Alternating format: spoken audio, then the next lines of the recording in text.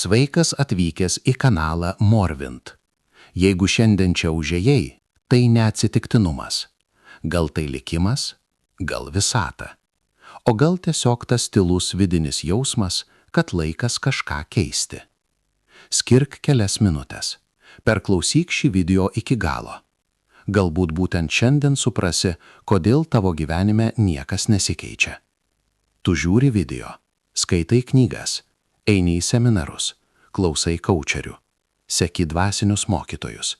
Ir kiekvieną kartą atrodo, šį kartą jau tikrai kažkas pasikeis. Bet praeina savaitės, praeina mėnesiai, kartais metai. Ir jei būtum visiškai sąžiningas su savimi, ar tikrai tavo gyvenimas pasikeitė? Ne mintys galvoje, ne citatos, kurias gali pacituoti, ne trumpas įkvėpimas, kuris išblėsta po 2 dienų, o realūs veiksmai, realūs rezultatai. Tiesa paprasta ir nemaloni. Nei viena knyga tavęs nepakeis. Nei vienas seminaras tavęs neišgelbės. Nei vienas YouTube video tavęs neišjudins. Problema ne informacijos trūkume.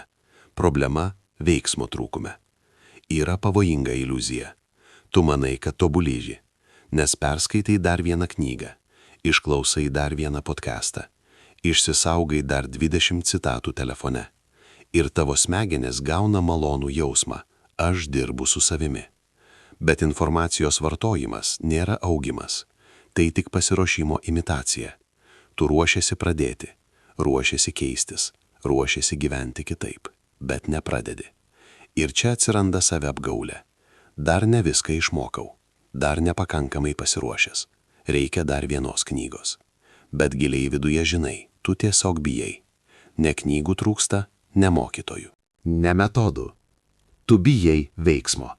Nes veiksmas reiškia, kad gali nepavykti, kad gali pasirodyti kvailas, kad kažkas kritikuos, kad teks pripažinti, jog ne viską moki. Kol mokeisi, tu saugus. Kol planuoji, tu saugus. Kol žiūri video, tu saugus. Bet kai pradedi veikti, tu tampi pažeidžiamas. Tu nori rezultato, bet nenori proceso. Tu nori šviesos, bet bijai tamsos, per kurią reikia pereiti. Ir kol lauksi momento, kai nebus baisu, tas momentas niekada neateis. Kaučiai būna stipresni ir silpnesni. Dvasiniai mokytojai, vieni galingi oratoriai, kiti tylūs ir ramus. YouTube video, vieni su ryškiais efektais, kiti paprasti. Bet tai neturi esminės reikšmės, nes juos visus vienyje vienas dalykas. Jie rodo kryptį, jie parodo kelią. Bet jie negali žengti žingsnio už tave. Pakilimas visada prasideda nuo mažų žingsnių, nuo vieno sprendimo, nuo vieno veiksmo, nuo vieno nepatogaus pasirinkimo, ne nuo dar vieno video. Jeigu šiandien iš šio video pasiimsi tik vieną dalyką, tebūnie tai. Niekas tavęs neišgelbės, bet tu gali išgelbėti save. Pradėk nuo mažo žingsnio. Šiandien, ne rytoj. Ačiū, kad buvai kartu iki galo. Jeigu šios mintys privertė susimastyti, paspausk like. Prenumeruok kanalą Morvint, kad nepraleistum kitų video, kuriuose kartu tobulėsime, pradėdami nuo mažų žingsnių. Ir pasidalink šiuo video su bendraminčiais. Gal kažkam šiandien kaip tik reikia išgirsti tai, ką tu jau išgirtai.